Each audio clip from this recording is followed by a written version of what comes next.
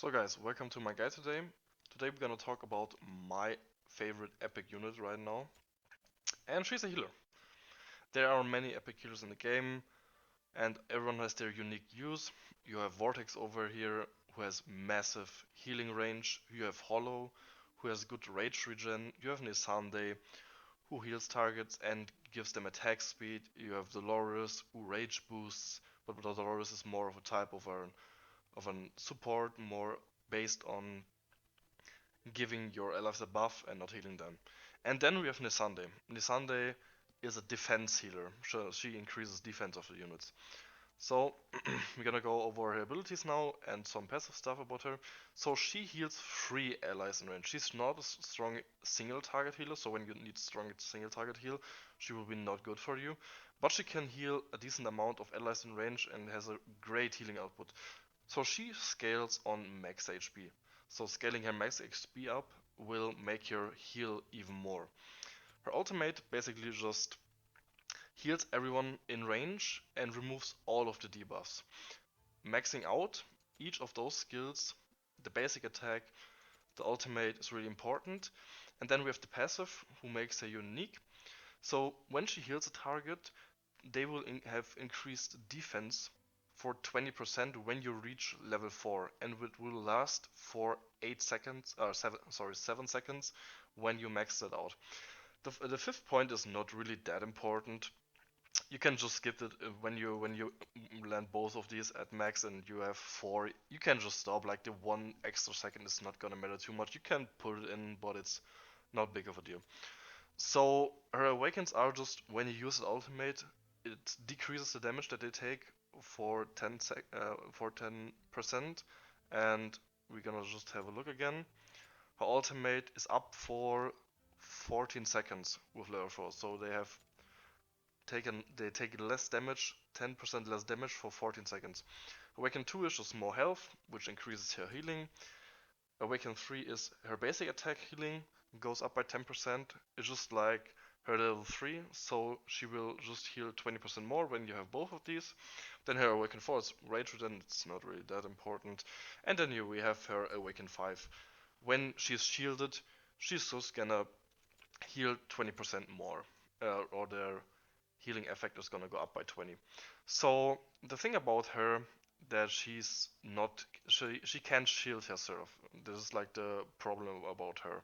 So how we're gonna play around this is key that she's in the northern faction, because in the northern faction all the leaders are gonna give shields to to your allies.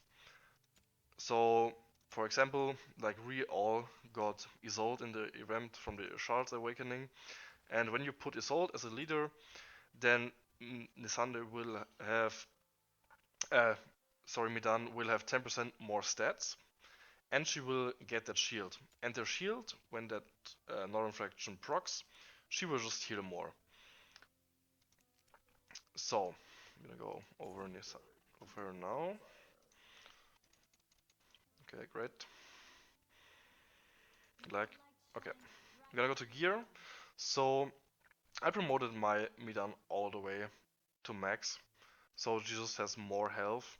You shouldn't like really bother to max her out if you want to use her in the early game. You should more focus in your DPS. She's just fine on 5 star, but at 6 star she's really gonna shine because her HP just skyrockets. And of course you're gonna go with percentage HP scaling on most of your stuff and on the set bonuses, so this will just increase her HP even more. Um, we gonna use mostly HP bonus and healing effects. And when you're lucky and pick up, you can also go for attack speed and rage regen. Sadly, I don't have any rage regen, but it's just gonna be fine. So attack speed is also really good because she heals just faster with her basic attacks. As you can see, we have the 2.7 attack speed right now because I have the 36 increase, but her base healing speed is at 3.0. So when you increase it, she will just heal more with her basic attacks who hit 3 targets, which is like pretty good if they are all clumped up. So for this head, you want to go for Salvation, or you wanna go for the set who increases max health, which you're also gonna use for tanks, which is Life Force. The set over here, you're gonna use the set on the Gear Rate 3, which I don't have farmed out yet. I did some runs, but I got really bad stats on them. You're gonna run this set for 10% more health, max health, and healing effect, plus 20, which is like a really nice bonus to her. And then you're good to go if you have all of this. But you should target like 30k HP and over 100% healing effect, and then you can just put the rest in attack speed, rage regen, and even more healing effect and even more health. So it doesn't really matter.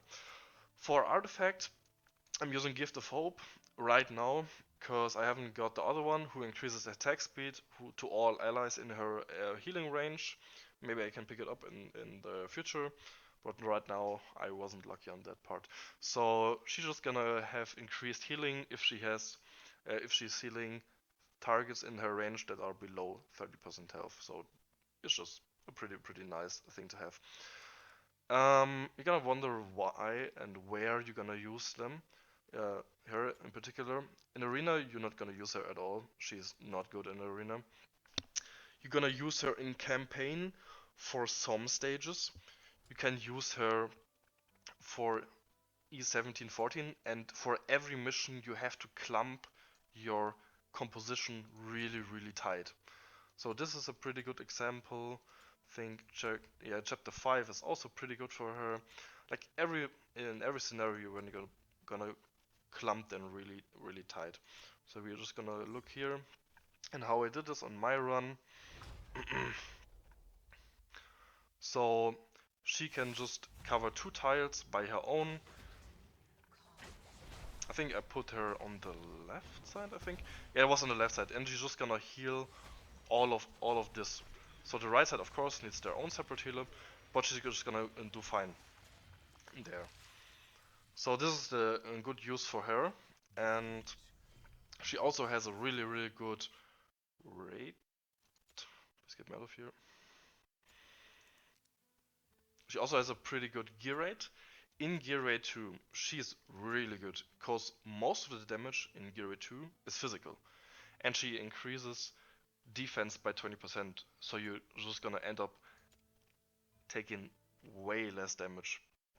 So if you used cost reduced like Navi and stuff, you can put her in the middle and facing to the left, but I just didn't go with a cost regen right now. I don't need it for 18, maybe when I get to 19 I will need it for the extra stats, and you're just gonna have her healing up all the teammates with another healer combined, especially like Sadie. And this is how you do it on the Gear 2. So what I really like about Midan in particular, if we get out of here, is that she can solo heal Guild Boss. So I attacked one time today on Nightmare 3, and I had all fighters out, and Midan was my only healer. She healed for a really good amount. I have some off heals with Deimos and Salazar and A-Bomb, of course everyone knows that they can heal themselves a little bit, but she's was my only healer. So how are you gonna use her on Guild Boss? So we're just gonna go ahead into Nightmare 2 now, because I already did Nightmare 3 today, and we're just gonna put it on auto fight here until my team is assembled, and we're gonna stop from there. Okay. So this is how you're gonna position your Midan. You're gonna place her on this tile here or here. I think like most of the people are just gonna use it on the left and not on the right, because the game is like a little bit left-centered when you start on the guild boss, like, but it doesn't like really matter.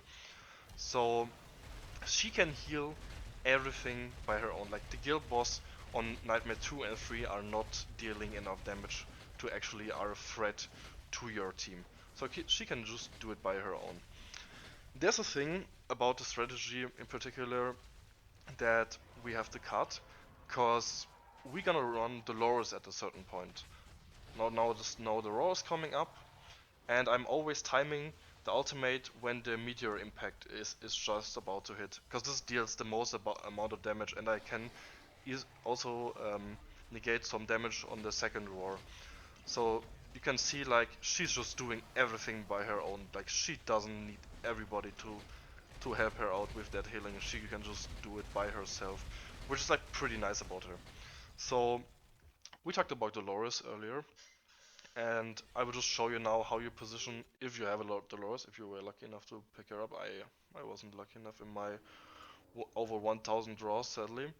So we're gonna go fight here, and I put Sadie in because Sadie and Dolores have the same healing range or like the same tiles. So we're gonna put Sadie in. She's gonna be here. She has the same range as Dolores, so she's the same. You can also go on the right side. It really doesn't matter.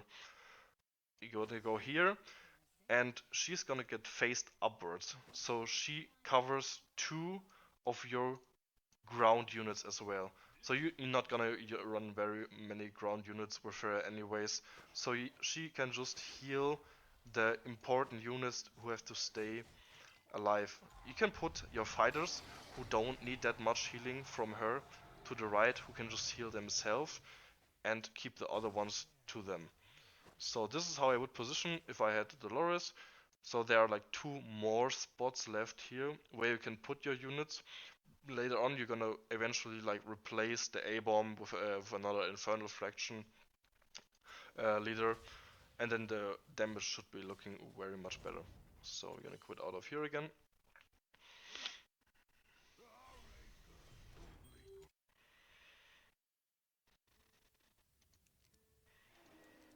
So this was like everything I had to talk about her. I really like her. You should give her a try if you were lucky enough to pick her up. Don't be afraid if you don't have a lot of her awakening points. Just try to use her. Look how it goes out for you, how it works out for you, and good luck out there.